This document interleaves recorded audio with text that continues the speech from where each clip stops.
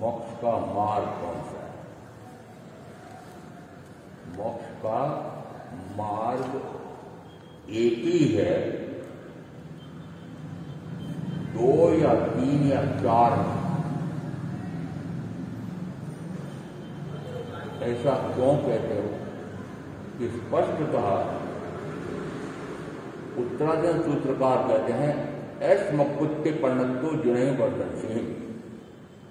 पहली पंक्ति में कहा ज्ञानम च दर्शनम केवल चरितम च तवोता, ज्ञान और दर्शन चारित्रता ये 4 दिए हैं कारण, और इन चारों कारणों से मिल करके मोक्ष का मार्ग बनता है। इसका अर्थ हुआ कि मोक्ष के मार्ग ज्ञान या दर्शन या चारित्र या तप चार नहीं है, चारों से मिल करके मोक्ष का मार्ग बनता है। और फिर निकला है कि चारों एक साथ होने चाहिए, चारों एक तत्परता पे होने चाहिए, चारों एक ही समय में होने चाहिए और चारों में कोई अंतर विरोध भी नहीं चाहिए। इसका अर्थ हुआ कि चारों में समानता है। ज्ञान हुआ है तो निश्चित है कि जितना ज्ञान का उघाड़ हुआ है उतना ही दर्शन का भी उघाड़ होगा ही। जितना ज्ञान दर्शन का उघाड़ हुआ है उतना ही मोहनी कर्म भी कट करके निर्मोहिता प्रकट होगी, शुद्ध स्वरूप प्रकट होगा। और जितना शुद्ध स्वरूप प्रकट होगा उतना ही उपयोग अपने आप पर स्थिर होगा, पर पदार्थ पर, शरीर आदि पर, शरीर आदि को सुख देने वाले उन रागी या द्वेषी निमित्त उन पर उपयोग नहीं जाए। इसका अर्थ है कि एक गुण आत्मा का प्रकट होता है तो निश्चित मानना कि दूसरा भी प्रकट होता है, निश्चित मानना कि तीसरा भी प्रकट होता है, निश्चित मानना कि सारे गुण प्रकट होते हैं। यदि एक गुण विपरीत जा रहा है तो दूसरा भी विपरीत जाएगा, तीसरा विपरीत जाएगा, चौथा विपरीत जाएगा। कौन सा गुण है?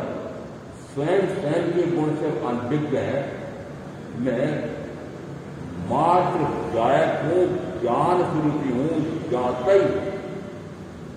यदि एक शब्द में कहूं तो मात्र जायक स्वभाव प्रकट हो जाए, परंतु जायक स्वभाव स्वरूप तो मैं हूं, जायक तो मैं हूं, परंतु जायकत्व किस काम का कि स्वयं को तो जाने नहीं और पर शरीर आदि को अपना जाए।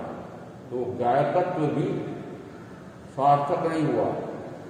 जाता भाव किसका कि जाता भी मैं, ये भी मैं। ज्ञाता ने जो जानने वाला है वह ज्ञाता कहलाता है, जिसको जाना जाता है उसको ज्ञेय कहते हैं, जिससे जाना जाता है वो ज्ञान कहलाता है। तीनों की एकता, ज्ञाता भी मैं, ज्ञेय भी मैं और ज्ञान मेरा कौन। वर्तमान में क्या हो रहा है सोचो। ज्ञाता तो मैं पर ज्ञेय शरीर आदि उल्टा हो। ज्ञान गुण का विपरीत परिणमन हो रहा है। तो जानना चाहिए मात्र अपने आप को। 6 द्रव्यों का जो स्वरूप समझाया था उसमें धर्म द्रव्य निरंतर स्वभाव में रहता है, अधर्म द्रव्य निरंतर अपने स्वभाव में रहता है। निरंतर का अर्थ है कि अनादि से वर्तमान में भी भविष्य। उसी प्रकार से आकाश द्रव्य भी निरंतर अपने ही गुण में समाहित रहता है। काल द्रव्य निरंतर प्रवाहमान है। उद्गल जिसको आप कहते हैं कि विपरीत परिणमन करता है, परंतु विपरीत परिणमन वैभाविक परिणमन ही उसका स्वभाव है। सरना करना मनुष्य की अपेक्षा से, मनुष्य की परिभाषा के अनुसार कहा जाता है कि विपरीत ज्ञान सरना करना करना, पर सरना करना भी उसका स्वभाव है। इसका अर्थ है कि उद्गल द्रव्य की निरंतर अपने स्वभाव के अनुसार वर्ण में, गंध में, रस में, स्पर्श में पर्यायंत्रित परिवर्तित हो रहा है, वो अपने स्वभाव नहीं रह रहा है। कितने द्रव्य हो गए? 5। यदि विचार करो तो पता लग सकता है यदि 5 द्रव्य निरंतर अपने स्वभाव में रहते हैं तो मैं भी एक द्रव्य हूं। मैं विपरीत कैसे जा रहा हूं? मुख्य तो मैं हूं। 5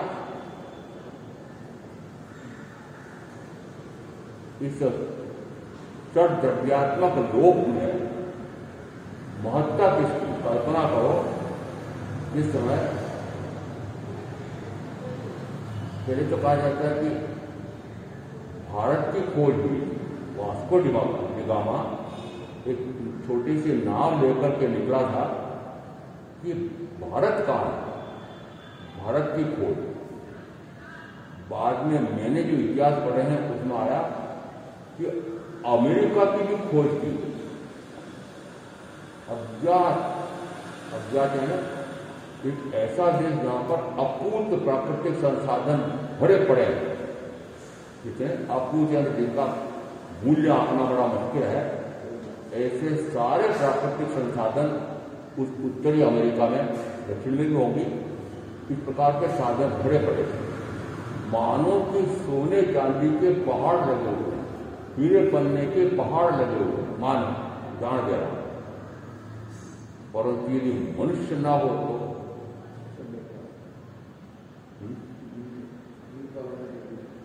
मूल्यांकन कौन करेगा?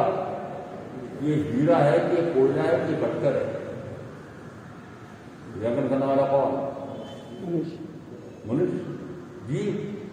इस बात से इन पांचों में तो जीवत्व है ही नहीं, जानने की शक्ति तो मात्र उनमें है। ये सारे पांचों जो जीव हैं ये अजीव है।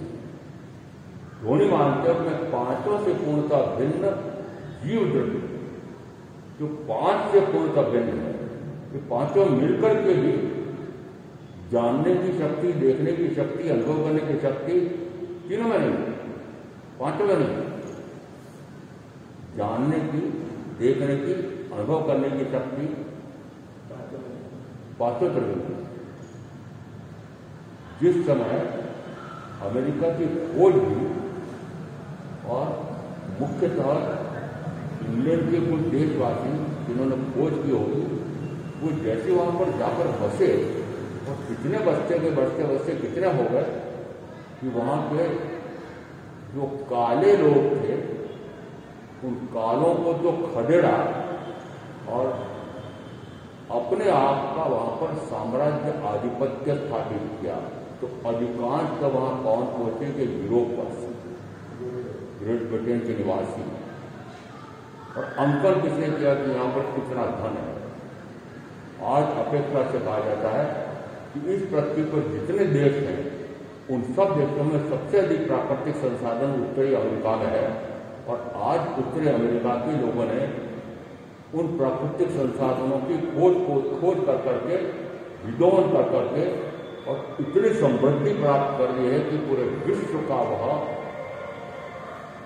सत्ताधीश पूरे विश्व के देशों पर आधिपत्य जमा कर रख ले, ऐसी होड़ करके उसके पास कितने साधन एकत्रित हो गए हैं।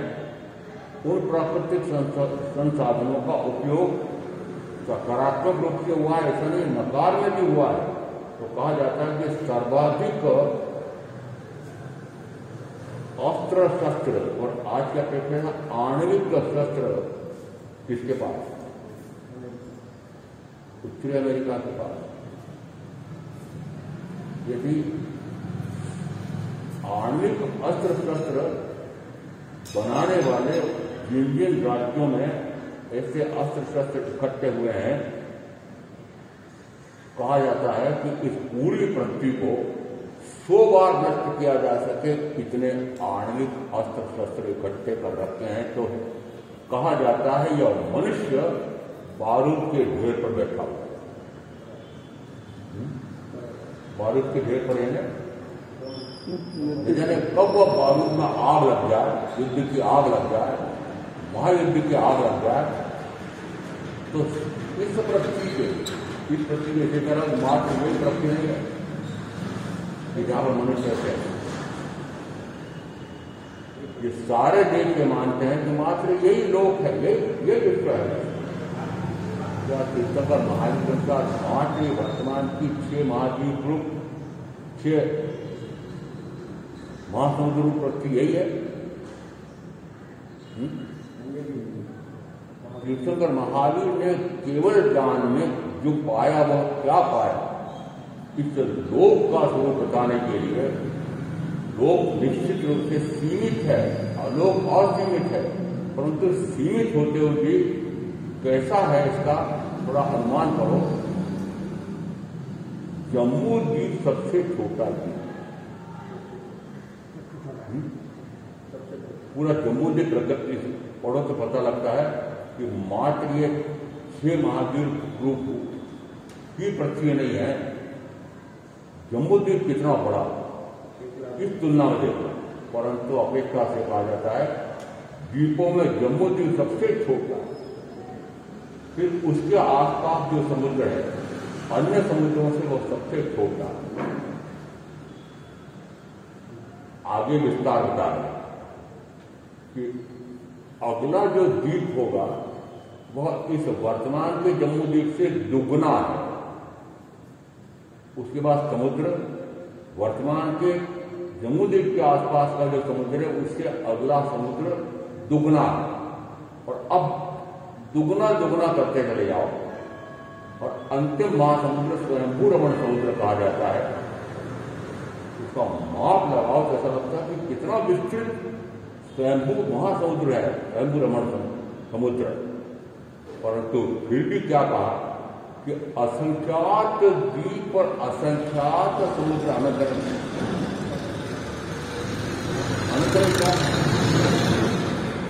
लोग सीमित है, षड द्रव्यात्मक लोग यह सीमित है। असीमित कौन है? असीमित अलोक है। वैज्ञानिकों ने भी जिसमें आकाश का उनका स्पेस कहा है, हमारे आपको आकाश का आकाशास्ति का, तो आइंस्टीन आदि ने भी मात्र उस आकाश को असीम माना है। बाहर कहते हैं असीम, तो लोक के बाहर जो आकाश है वो असीम, और लोक में जो आकाश आस्तिका है वह सीमित है। आपको या आपके बच्चों को ये सब जानने की आवश्यकता है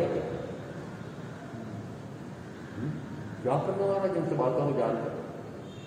ये विदेश के, अभी मैंने सुना किसी से कि पहले भी अमेरिका में तो इस प्रकार के जैन दर्शन पढ़ाने वाले बहुत सारे विश्वविद्यालय थे। अभी 40 विश्वविद्यालयों में जैन दर्शन पढ़ाने की शाखा स्थापित हुई है अमेरिका में। आपके यदि कहीं हो भी तो पढ़ने वाले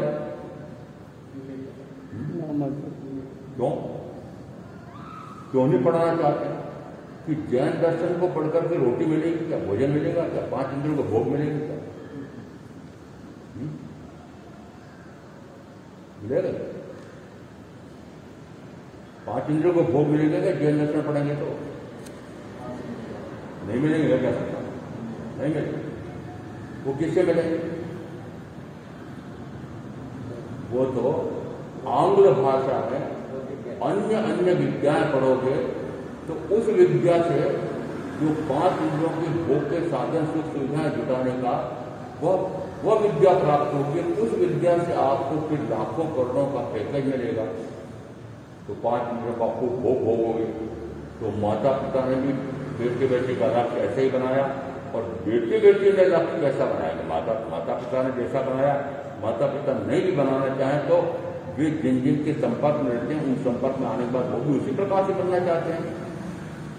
तो बताओ, जैन विद्या पढ़ना कोई चाहता है, जैन दर्शन को पढ़ना चाहता है, आत्मविद्या को समझना चाहता है, आत्मविद्या पढ़ लेंगे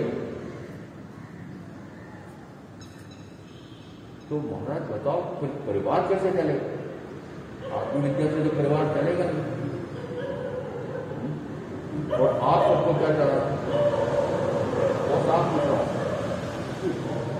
आपको क्या चलाना? परिवार चलाना। संसार में रहना और परिवार चलाना। हाँ, आप संसार में आए हैं तो संसार चलाना पड़ेगा। कल भी मैंने अजीत भाई को कहा, फिर वही चला रहा है। ये संसार कब से चला रहा हूं? मैं अनादि से हूं तो अनंत काल हो गया मुझे चतुर्भुज संसार में निरंतर परिभ्रमण करते, निरंतर। समझना नहीं चाहते।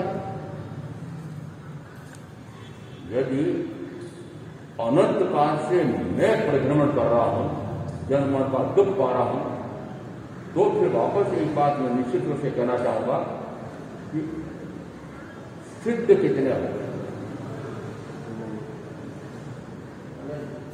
अनंत। समझ में आ रहा? सिद्ध कितने हो गए? अनंत। जो कोई सोचते हो कि इस जन्म मरण के अनंत दुख से मुक्त होकर के सिद्ध होने वाले भी अनंत हो गए। तो सकारात्मक दृष्टि के लिए, अपने आत्म कल्याण के लिए जो क्यों नहीं समझते कि अनंत सिद्ध हो सकते हैं, तो मैं क्यों नहीं हो सकता? तो अजीत भाई को उत्तर मिल जाएगा आपके प्रधान जी को। फिर ये उत्तर चाहते हैं कि सुनना चाहते हैं, क्योंकि ये सुन लेंगे। आज दो भाई 3 घड़ियां हैं घंटा बजाने वाली, उनमें चाबी भर करके और 9:05 पर 9 के पहले आए होंगे, 9:05 पर तीनों घड़ियां चालू करके फिर मेरे पास आए, मेरे पास होकर चले गए। मैंने नहीं कहा कि सवाल ये प्रवचन करो, उनको पता है, उनको पता है कि प्रवचन हो रहे, 2-4 प्रवचन सुने हो। महाराज नियमित होते हैं, महाराज एक ही घर से गोचरे ले आते हैं। ये महाराज नहीं, गुरु नहीं, साधु नहीं, सम्यक नहीं, मिथ्या अज्ञानी, इनको कैसे सुने? ये दुर्भाग्य दिया, ये दुर्भाग्य। तुम्हारे भाग्य में नहीं है कि तुमको इस प्रकार से आत्मविद्या, आत्मज्ञान प्राप्त करने के लिए ऐसे सदगुरु के वचन के, उनकी वाणी सुनने दुर्भाग्य आ करके चला जाए। उसके लिए उत्तराधन सूत्रकार ने एक अध्याय कहा है, मात्र में भाव बता रहा हूं कि मैं गलती से एक बार तीर्थंकर केवली परमात्मा की सभा में चला गया, और उसमें जिस समय तीर्थंकर परमात्मा ने कहा कि जो पाप कर्म करने वाले हैं वे कूटलोक में जाते हैं, अधोलोक में जाते हैं। मैंने कहा कि कूटलोक और अधोलोक मैंने तो देखा नहीं, आपने देखा है? कूटलोक किसको कहते हैं? अधोलोक किसको कहते हैं? अधोलोक किसको कहते हैं? अधोलोक यानी ऐसा लोग कि वहां पर जाओ तो कितने काल तक, निरंतर उसमें कितने काल तक। अधोलोक का अर्थ होता है 7 पृथ्वियां। 7 पृथ्वियां शब्द बड़ा विचित्र आ गया। 7 पृथ्वियां है, 7 नारकियां। पाप कर्म करने वाले कहां जाते हैं? अधोलोक में जाते हैं। मैंने उत्तर दिया भगवान को, तो किसने देखा? और फिर ये उत्तर स्पष्ट कहां है कि ऊर्ध्वलोक में अंतिम छोर पर सिद्धों को ऐसा सुख है, किसने देखा? आत्मा में अनंत सुख है, किसने देखा? फिर मैंने कहा, हे भगवान, मेरे हाथ में 5 इंद्रियों के भोग और उनका सुख का अनुभव आ रहा है। आप कहते हो कि इस सुख को तो तुच्छ मानो, त्याज्य मानो, और आत्मा के सुख के लिए पुरुषार्थ करो। अनंत सुख लो, आत्मा है। किसने देखा? मेरे हाथ में जो 5 इंद्रियों के सुख हैं, उनका मुझे सुख का अनुभव आ रहा है। अब ये सारे सुख तो मुझसे छुड़ाना चाहते हैं। अजीत भाई भी छुड़ाना चाहता है, आप सबके छुड़ाना चाहते हैं। कौन से? 5 इंद्रियों के माध्यम से जो आपको सुख का अनुभव आ रहा है, वह सुख नहीं है, सुखाभास है। नृत्य सुखा, बहुकाल दुखा, पगाम दुखा, अणगाम सुखा, संसार मुक्त विपक भूया, पाणी अनंतम काम भोगा, सल्लम कामा, विषम कामा, कामा असी सोमा, कामा पत्ते वाणा, अकामा जगते दुखई, सबो मिलियम पियम, समो मिट्टम मृदम यम, सभ्य आभरणा भारा, सभ्य कामा गुहा हुआ। क्या कहा जो संतमाल? सल्लम कामा, विषम कामा, काम और भोग शल्य है, काटते चलिए काटे। तो दृष्टांत देकर समझाते हैं कि यदि नंगे पार कर रहे हैं और कंटकाकीर्ण मार्ग है, निश्चित रूप से कांटा चुप जाए तो एक कदम भी आगे नहीं बढ़ सकता। इसी प्रकार से ये काम और भोग ऐसे हैं कि यदि इनका कांटा चुप जाए तो मोक्ष के मार्ग पर एक कदम भी नहीं सकता।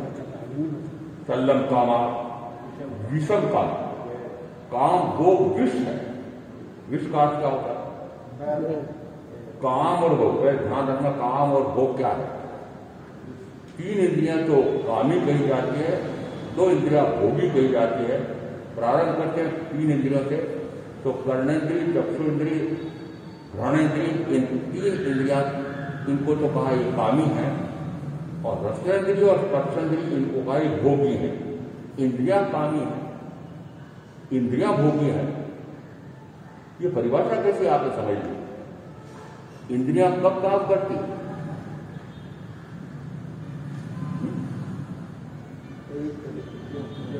सौ पड़ा है मनुष्य का, 5 इंद्रियां हैं। कामना हो रही, भोग हो रहा है नहीं ना? तो फिर पहले कैसे होना है? वो शव हुआ, उसके पहले कैसे हो रहा है?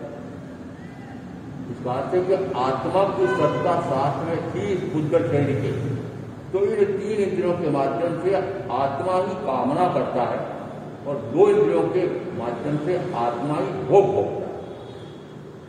तो क्योंकि उस प्रकार के भोग से सुख का प्राप्ति हो रही थी, तो मैंने भगवान को कहा, भगवान ये सुख मेरे अनुभव में आ रहे, प्रत्यक्ष अनुभव में आ रहे, आप कहते जो प्रत्यक्ष अनुभव में आ रहे हैं उसको तो छोड़ो, और सिद्ध शिला पर आत्मा में अनंत सुख है, और मेरे हाथ में तो सुख है, उसको तो छुड़ाना चाहते हो, और परलोक में सुख है, सिद्ध शिला पर सुख है, आत्मा में सुख है, किसने देखा? क्या कह के लौटाया? ऐसे मैंने यहां आने के बाद, यहां कोई पहली बार नहीं आया साधु बनने के बाद, परंतु इस बार मैंने महसूस किया है कि आना ही नहीं चाहते हैं या आकर के भी लौट जाते हैं। तो मैंने कहा कोई ना कोई गड़बड़ हुई है, और गड़बड़ की वजह खोजबीन करना नहीं, सुनो तो सुनो, न सुनो तो मत सुनो। क्यों? क्योंकि मुझे ज्ञात है केवली कीर्तन पर महावीर की सभा कैसी होती थी, और एक उदाहरण दे सकता हूं कि गोशालक की सभा कैसी होती थी। मैं आंकड़े याद नहीं रख सकता हूं। साधु, साध्वी, श्रावक, श्राविका, गोशालक के महावीर की तुलना में 10 गुने। आप गिनते लगा रहे कितने गुने? आंकड़े मिलाना नहीं है, मात्र इतना जानना है कि 10 गुना। तो क्या गोशालक उत्कृष्ट हो गया?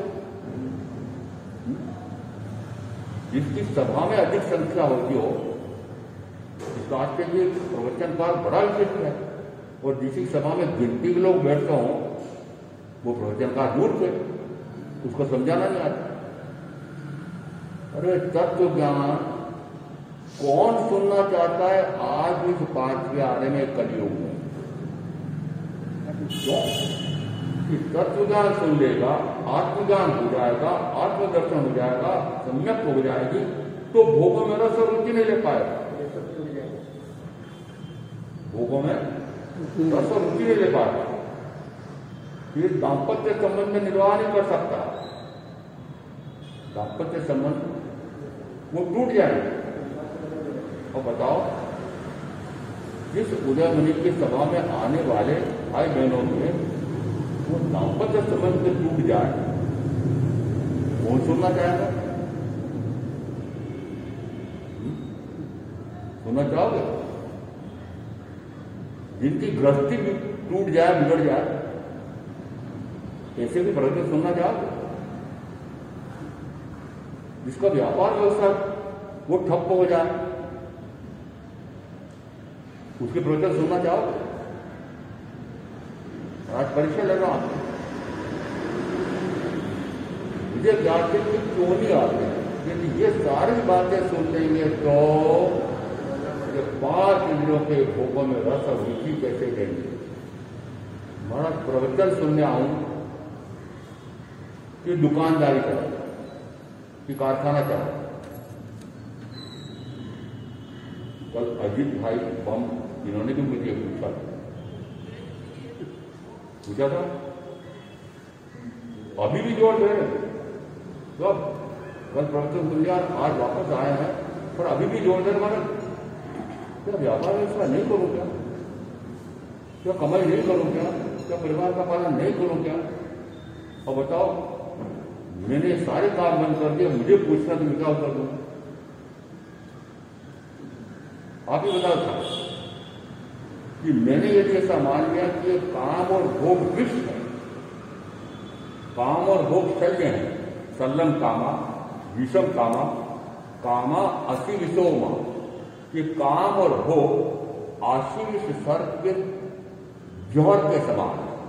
आशी विष, उस सर्प का नाम होता है आशी विष। ऐसा सर्प कि जो यदि कभी विष उगले, उसकी गंध से मनुष्य मर जाए, ऐसा आशी विष सर्प होता है। ये काम भोग कहते हैं। काम भोग उसी प्रकार के हैं कि जैसे आशी विष सर्प का विष होता है, उस विष से मनुष्य मर जाता है। ये काम भोग रूपी विष से कितनी बार मरण होगा?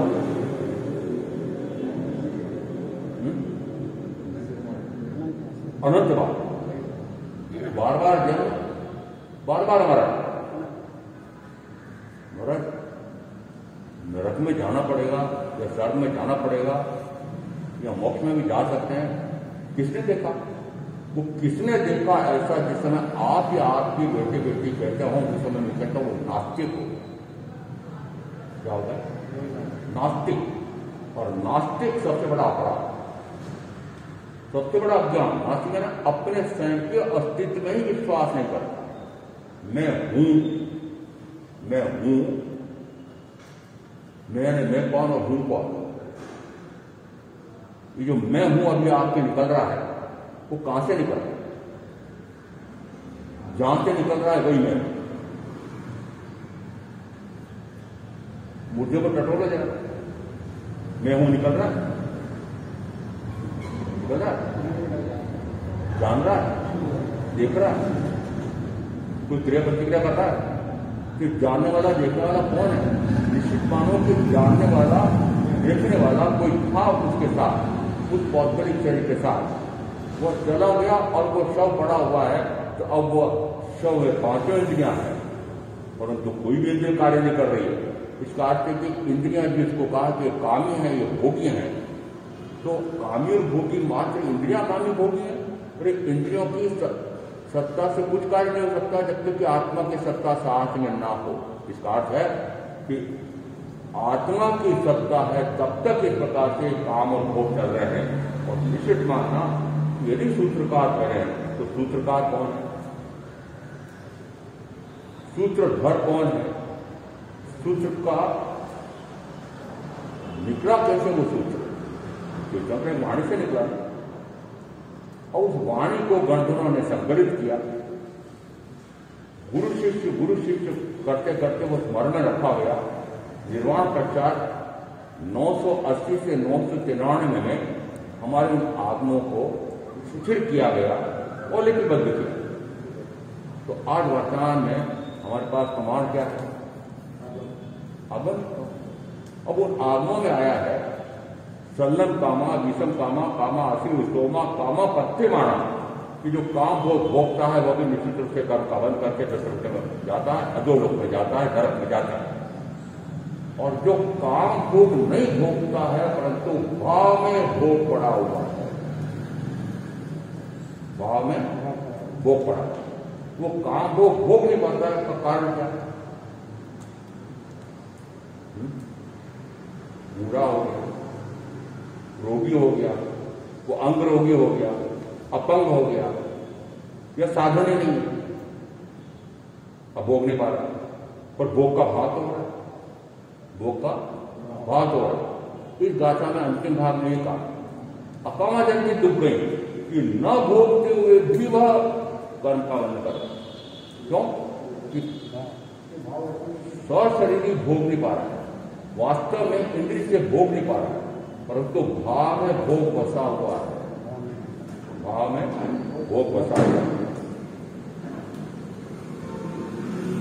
दादाजी ने कहा, ज्ञान देने पड़ते थे, दादाजी ने कहा, हे बहू, मैंने भी बहुत कमाया था, मेरे बेटे भी बहुत कमा रहे हैं, पोते भी कमाने योग्य हो गए हैं, बादाम भरी पड़ी है डब्बों में, चीनी भी भरी पड़ी है, देसी घी के डब्बा भरा पड़ा है, थोड़ा सा हलवा बना देना। तो उनका दादाजी, आपके दांत है क्या? नहीं दांत नहीं, कभी कभी ना गले में फट से उतर जाएगा हलवा। तो फिर बहू बोली, दादाजी पेट में आंख है क्या? हाँ समझते, पाचन शक्ति है क्या? 60 में, 65 में, 70 में, 85 में आंख है, पचाने की शक्ति है, गरीब का आहार। किसी का वास्तव में भोगने का सामर्थ्य नहीं है, पचाने का सामर्थ्य नहीं है, परंतु भोग का भाव है। उदाहरण दिया इसलिए, अकामा जल्दी दुख गई। अकामा है जिस समय भाव हुआ, उदाहरण फिर से उदाहरण, ये मेरे पास मेरे उपयोग के लिए पति को कहा, जो आपने कार दी थी 15 साल 20 साल पहले, खटारा हो गई है। मेरी सगी बहन, बड़ी छोटी, मेरी पड़ोसन, मेरे अमुक संबंधी, उनके पास तो 50-50 लाख के, करोड़ की कार आ गई, क्या करते हो?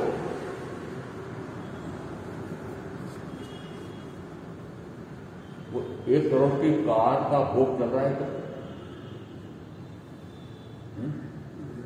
चल रहा है। वहां में क्या बता कि मेरे पास एक खटारा 5 लाख था और मेरे अमुक के पास 1 करोड़ की कार है।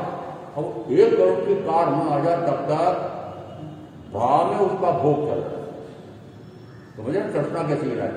ये तृष्णा और तृष्णा तुरता, इसका अर्थ है कि निरंतर आकारों का क्या भाव हो रहा है कि कैसे मेरे इंद्रिय विषयों के भोग अधिकाधिक हो जाए और अधिकाधिक सुख भोगूं। मनुष्य भाव बड़ी मुश्किल से मिला है, आओ पहले भोग भोग ले। और यहाँ उदाहरण वैसे भी आप रख रहेंगे, कह रहे महामुनि भटक गए। बात है कि मनुष्य भाव में इस प्रकार के भोग भोगे जा सकते हैं। आप ही मुझे अभी कहने पर तैयार हो जाओगे कि महाराज यदि गधे घोड़े बनेंगे तो उस समय इस प्रकार की कार में कौन बिठाएगा? उस समय मुझे इस प्रकार के चमचम रसगुल्ले, मलाई और दूध मलाई के मार्ग को कौन खिलाएगा? खा लेने दो महाराज, आपको तुम मिले नहीं होंगे, इसे आप खाते नहीं हो, हमको मिल रहे हैं, खा रहे हैं, तो जलते क्यों हमारे? क्या कहते हो आप भी खा लो ना, बताओ क्या करो? क्षणमेत्य सुखा वो काल दुखा पगाम दुखा निगाम सुखा। क्षणमेत्य सुखा का होता है ये क्षण मात्र के सुख है। आपके अनुभव से आप पता लगाना कि क्षण मात्र के सुखों के लिए, उन सुखों के साधनों को जोड़ने के लिए, परिजनों को जोड़ने के लिए पहले आपने कितना पढ़ा है। आज की लाखों का पैकेट प्राप्त करने वाले बच्चे पहले कितने काल तक कितना परिश्रम करके पढ़ते हैं, आपने बात हो जाती है 12-12 घंटे 14-14 घंटे 24 घंटे में पढ़ते हैं। उस लेखा करने में उसको कोई रुचि नहीं है।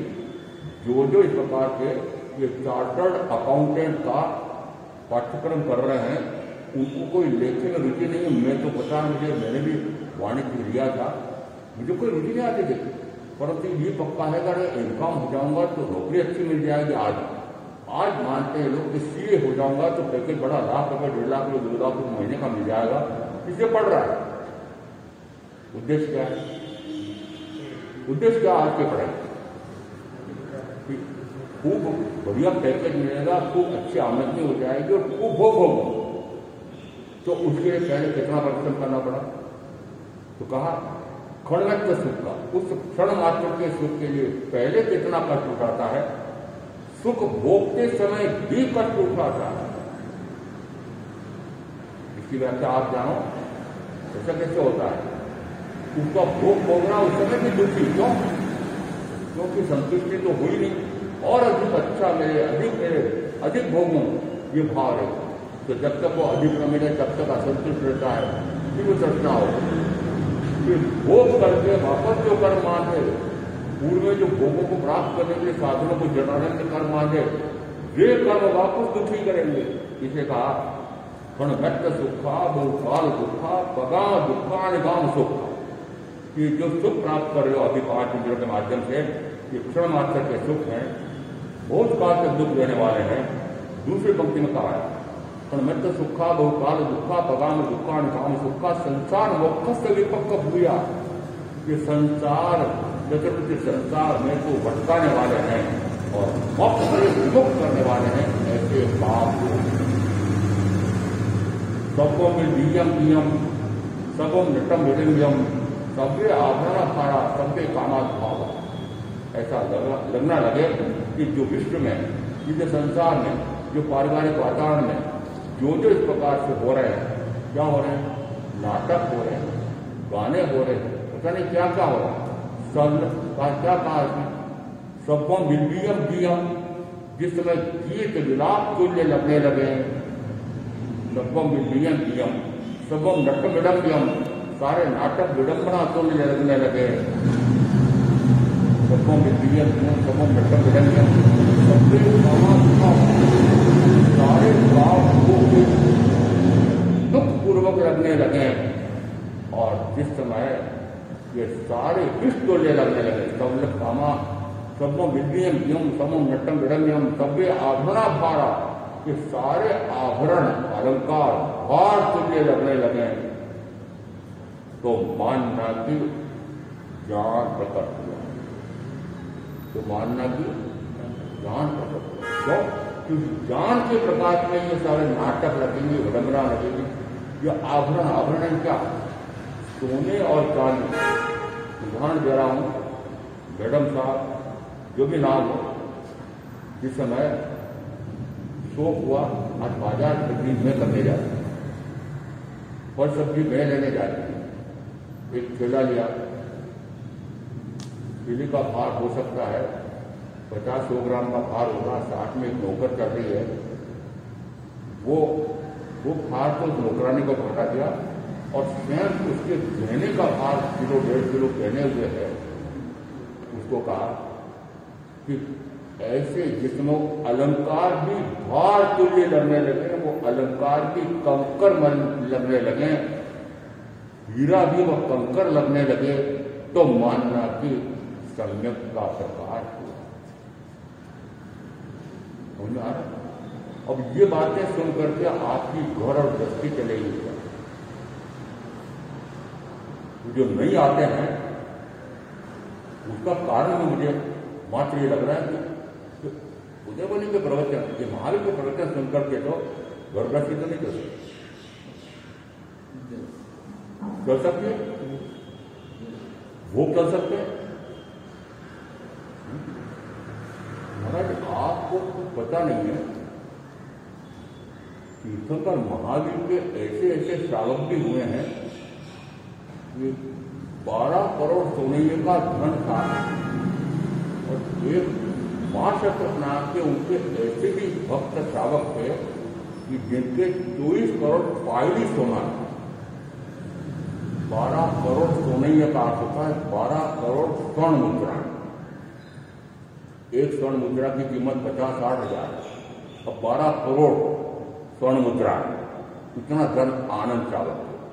मां शतक के कितना कि एक पायली में, एक टोकरी में कितने सिक्के सोने के आ सकते हैं कि 256 एक पायली में पड़ जाते हैं। तो 256 पायली सोने की स्वर्ण मुद्राएं जिसमें भरी जा सकती है, ऐसे 24 करोड़ पायली सोना, इतना धन था। तो महाराज आप हमको कैसे कहते हो कि अकिंचन के बन जाओ, नंगे बन जाओ, भूखे बन जाओ? तुम्हें इसलिए कहता हूं कि महावीर नंगे भूखे बन गए, जितना धन वैभव था, राज्य वैभव था, सारा छोड़ करके, और सर्व के स्वयं दिया, उनके पास क्या है बता? उनके पास क्या है? मेरे पास तो वस्त्र पात्र हैं, उनके पास तो भोजन ग्रहण करने के लिए पात्र भी नहीं है। और गर्मी हो कि सर्दी हो कि कोई सा मौसम हो, कपड़े का एक तार नहीं। और समस्या में आ जाए तो एक रत्ती स्वर्ण मुद्रा नहीं है, एक रत्ती भी नहीं है, तो उनको हम कहते हैं अकिंचन, गरीब से गरीबतम व्यक्ति। और जो व्यक्ति गरीब से गरीबतम हो गया हो, वो धनाढ़ियों को क्या उपदेश दे।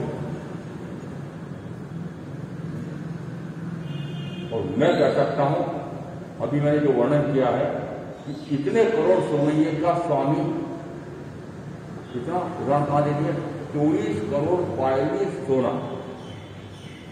कभी गिनती लगाना, एक पायली में 256 स्वर्ण मुद्रा, फिर ऐसी पायली कितनी, 24 करोड़। और मुझे लेखा बता देना कि आजकल के नोट कितने होते हैं।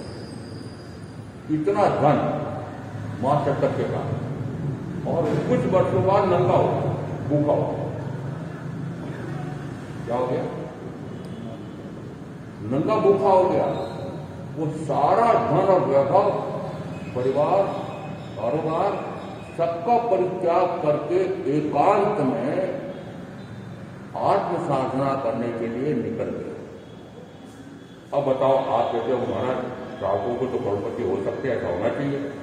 हुए जो था वो नंगे भूखे हो, जिनके पास था, महावीर को सुनने गए तब उनके पास इतना धन था। फिर सुनकर के क्या हुआ? आनंद श्रावक को जिस समय तीर्थंकर महावीर का प्रश्न सुना, उस समय मान लो आगम में स्पष्ट आ रहा कि 12 करोड़ सोने का धन था। और 10 वर्ष बाद ये सारे धन को छोड़ करके बाहर हो, नंगे भूखे हो गए, मांग करके खाने वाले हो गए। कहा मांग करके खाने वाला, जिससे साधु है, और निष्पक्ष साधु न हुए तब भी वो आहार की गवेषणा करने के लिए गृहस्थों के यहाँ जाते थे। उनको ये कहना पड़ता था कि मैं तीर्थंकर महावीर का श्रमणोपासक रूप साधक हूं, आपके यहाँ पे आहार बना आपके लिए, तो मुझे भी कुछ दे सकते हैं क्या? ऐसा आनंदी भिक्षाचर्य से निर्वाह करते। आप बताओ, आपका ऐसा चल रहा है? तो मैंने जब भी कहा था कि महावीर के प्रवचन सुनने के बाद भी इतने करोड़ का स्वामी भी नंगा भूखा हो गया। तो बताओ, ऐसे महावीर के प्रवचन सुनने आएंगे कि घोषाला के प्रवचन? मेरे से विश्वास पहले मैंने कहा मान लो एक भी आया तो क्या करना होगा? ना हो तो मत आओ, ना हो तो मत आओ। मुझे अभी अभ्यास कर क्या है, अभी करीब 1.5 महीना में एकांत वास करके और अभ्यास करके आया हूं। पूरी जनता में आहार लेके आ गए और दिन भर रात में भी ध्यान, मात्र मौन ध्यान चाहता। परंतु फिर मुझे भाव आया कि यदि ऐसा कुछ तत्व ज्ञान योग संयोग से मेरे पास है, योग से ही इसलिए कहता हूं, सामान्यतः अपने बारे में कह सकता हूं कि बचपन में मैं वहां बुद्धू आ रहा और पुरुषार्थ करके व्यावहारिक शिक्षा में पता नहीं कहां तक पहुंच गया, और वहां से छोड़ करके फिर आध्यात्म में आया।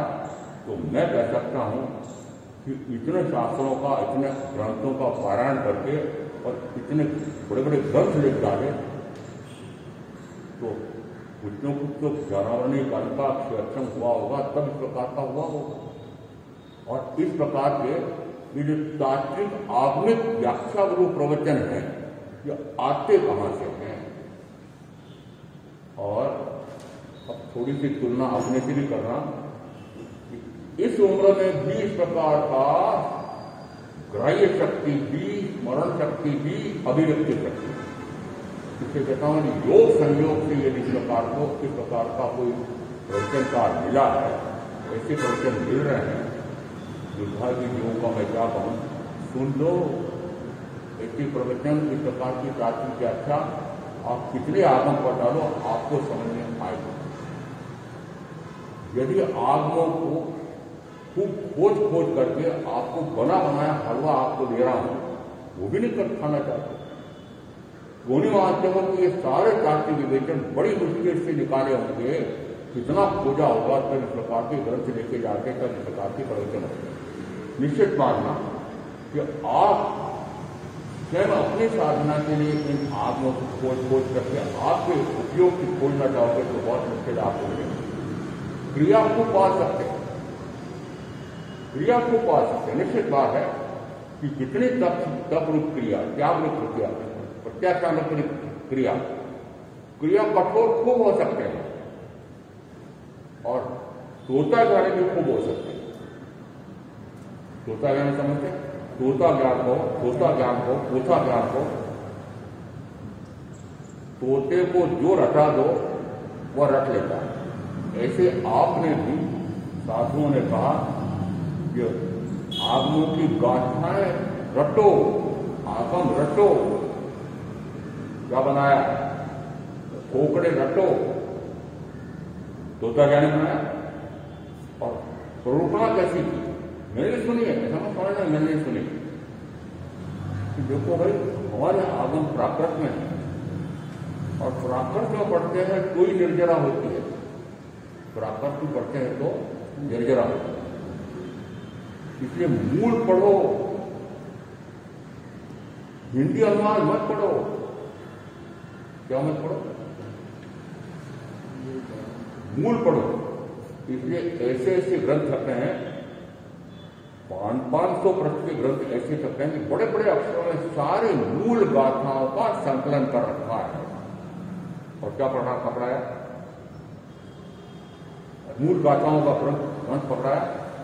इतनी गाथाओं का स्वाध्याय करो, इतनी गाथाएं, इतने छोकड़े रटो। क्या वो आत्मज्ञान पैदा करेगा?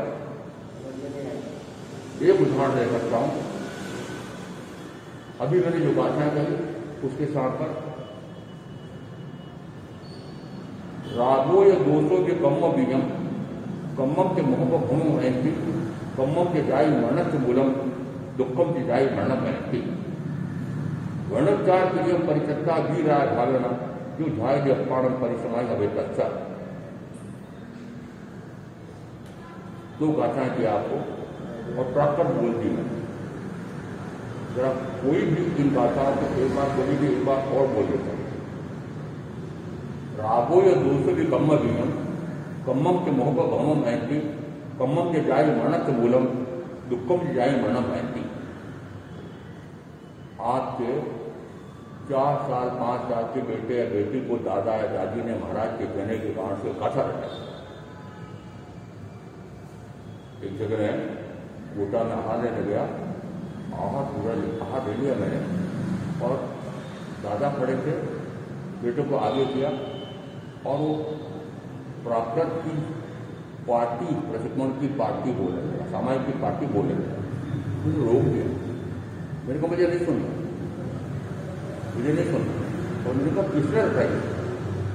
दरवाजे मैंने रटाया।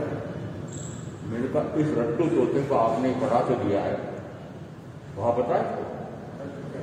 मैंने कहा ये जो मात्र यदि मैं गोचरी जाता हूं उस समय उसको तो समझ है नहीं, जैसे जाता हूं वैसे ही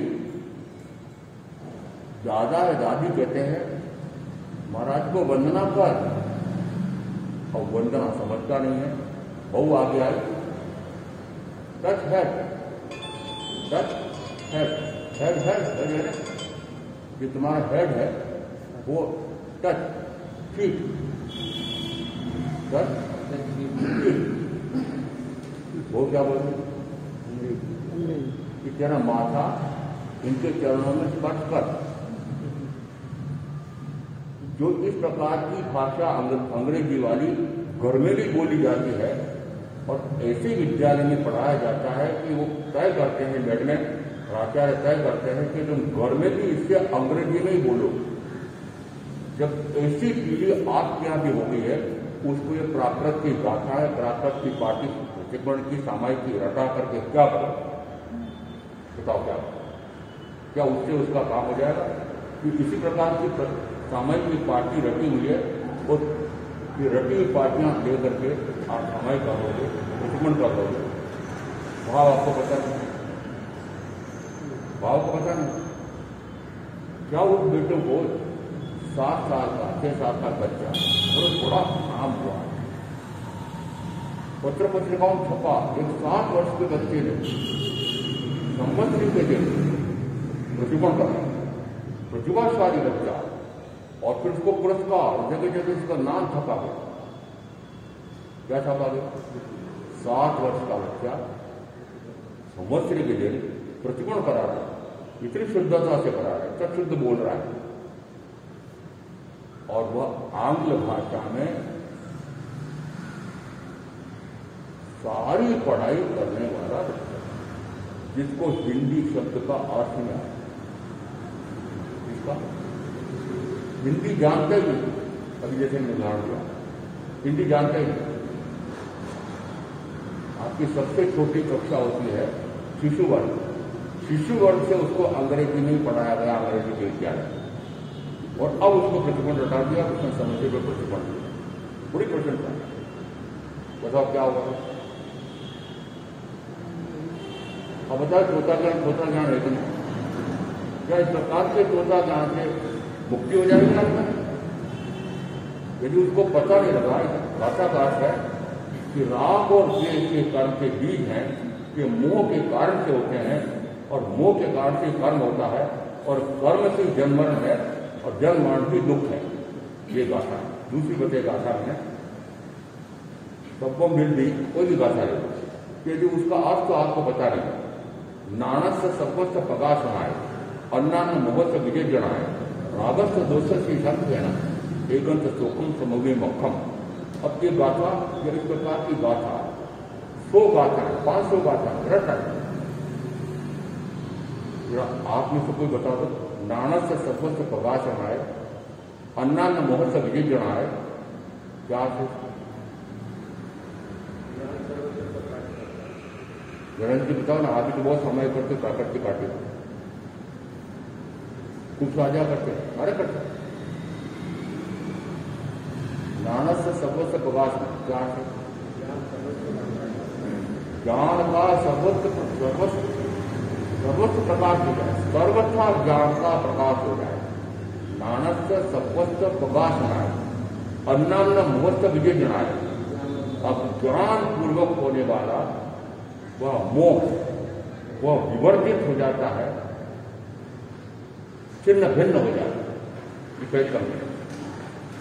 दूसरे को क्या है? नानस से सर्वस्व प्रकाश नाए, अन्नान्न मोहस्व विजय जनाए, रागस्व दोषस्य संकीर्णम। वो राग और द्वेष किसके कारण से होते हैं? किस मोह के कारण से होते हैं।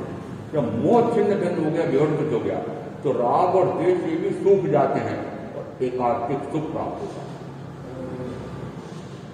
ये अंतिम साधना मान। अंतिम साधना कौन सी है? अंतिम साधना जिसको कहते हैं कि जिससे भवों का अंत हो जाता है, उस साधना के लिए ये गाथा आई। अब इस गाथा को रट रखा, भवों का अंत हो जाएगा। एक बार नहीं, लाख बार, करोड़ बार जाप कर लो। किसका? नानस से सर्वस्व प्रकाश नाए गाथा का 1 करोड़ बार जाप कर लो, क्या ज्ञान का प्रकाश हो जाएगा? नहीं होगा। अर्थ जाने का होगा, और अर्थ जाने का मात्र एक ही गाथा पर 1 घंटा प्रवचन, और अधिक हो सकता है। इसका अर्थ है एक गाथा श्रवणे नाणे विज्ञाने या पक्षपाणे संजमे अनन्य कवे के बोधाने और क्रिया दिखती। आचरण सूत्र ये अपने स्थानांत सूत्र के 3 में और व्याख्या प्रकृति सूत्र के 2 पाठ में एक गाथा आई हुई है। अभी जैसे मैं बोली, उस एक गाथा पर अशोक विहार में पूरा चातुर्मास निकल। कितने गाथा पर? एक गाथा। उस गाथा का रहस्य वर्म कितना खोला जा सकता है, वो तो व्याख्या करने वाले के स्वयं पर निर्भर करता है। अब यदि आपको उस व्याख्या का उसका रहस्य वर्म विकास गुणा कुछ नहीं आता, अर्थ नहीं आता, भावार्थ नहीं आता, शब्दार्थ भी नहीं आता, और आपने रटे जा रहे हैं, क्या मुक्ति हो जाएगी जन्म से? मैं कह रहा हूं कि क्यों नहीं समझते हो कि जिस समय जो भाषा थी उस समय तीर्थंकर महावीर ने अर्धनाथी में क्यों समझाया? उस समय संस्कृत, वैदिक संस्कृत चलती थी, पंडितों की अभिजात्यवर्ग की भाषा संस्कृत थी। भाई ने संस्कृत का समझा क्यों? क्योंकि आम जनता की बोलचाल की भाषा अर्धनादी थी, तो अर्धनादी में प्रवचन किया। फिर जिस समय ग्रंथों का लेखन हुआ उस समय संस्कृत का प्राकृत का प्रचलन हो गया, तो प्राकृत में लिखे गए। फिर संस्कृत का प्रचलन हो गया, तो संस्कृत में हमारे उनका अनुवाद हुआ। वो अनुवाद किससे हुआ? इस प्रकार के टीकाएं लिखी गई, भाष्य लिखे गए। फिर बाद में जब हिंदी आ गई तो हिंदी जानने वाले, प्राकृत जानने वाले, संस्कृत जानने वाले, तीनों भाषाओं के जानने वाले मान लो, वे तीनों भाषाओं को जानकार नहीं। तो भी मैं कह रहा हूं यदि मैंने उन प्राकृत की इन गाथाओं का, उन सूत्रों का की व्याख्या की है शुद्ध हिंदी में, आपको तो शुद्ध हिंदी में बना बनाया सारा मिला हुआ है, यदि वो हिंदी में पढ़े तो क्या करते हिंदी में नहीं होगी? नहीं, हिंदी पढ़ने से निर्णय कैसे हो जाएगी? प्राकृत पढ़ो। अरे हिंदी में पढ़ रहा हूं तो मुझे उसका भाव पता है और भाव के अनुसार मैं वहां पर साधना करूंगा तो मेरा शुद्ध स्वरूप प्रकट हो सकता है। इसलिए जो भाषा में जानता हूं उस भाषा में सुनो, उस भाषा में पढ़ो, उस भाषा में साधना करो। ऐसा 10 बातों का व्यवस्था जो साधना करेगा होगा गुरुदेव के आगे चत्तारि मंगलाम अरिहंता मंगलाम सिद्धा मंगलाम साहू मंगलाम मंगलाम चत्तारि योगुत्तमा अरिहंता योगुत्तमा सिद्धा योगुत्तमा साहू योगुत्तमा फणत्तमा चत्तारि सनपवज्जामि अरिहन्ते सनपवज्जामि सिद्धे सनपवज्जामि साहू सनपवज्जामि देवी फणत्तम धम्मम सनपवज्जामि। 4 मंगल